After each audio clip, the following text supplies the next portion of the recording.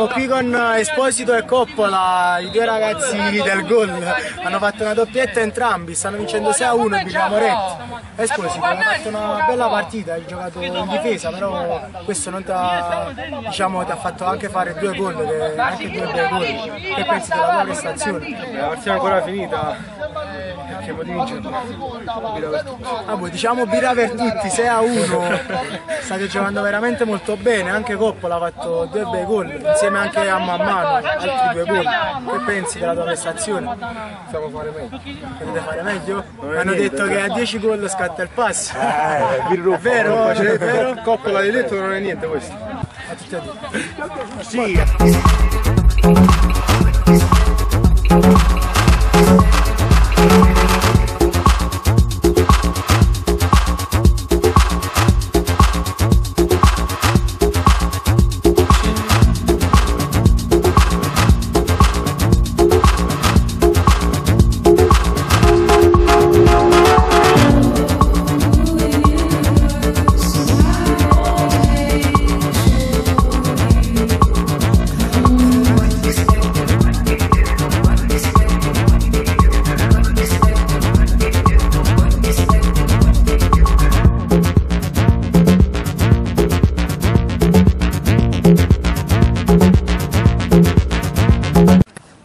Siamo qui con Giovanni Rupa, portierone del Birra Moretti.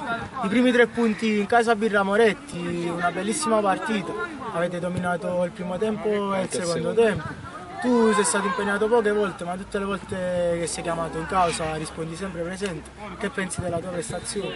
Vabbè, diciamo ho fatto scomparire alcuni fantasmi della scorsa partita, perché i miei amici di squadra dicevano che ero io la pecca, quindi hai dato una risposta, ho dato una piccola risposta ai tuoi amici di squadra. Vabbè, il Birra Moretti così come avete giocato oggi, con la squadra al completo, con la squadra al completo siete ce la possiamo giocare con tutti, non abbiamo paura di nessuno con la squadra al completo. Infatti crediamo che la Birra Moretti sia una delle squadre rivelazione, specialmente se continuate a giocare così con un Coppola straripante.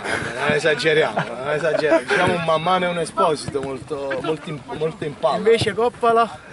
Coppola diciamo è stato fortunato ad incontrare un portiere che non era in grado. Quella è la fortuna di Coppola. Aspettiamo la risposta di Coppola. Gianluca, per me sei tu il migliore in campo. Grazie. In bocca al lupo per continuare.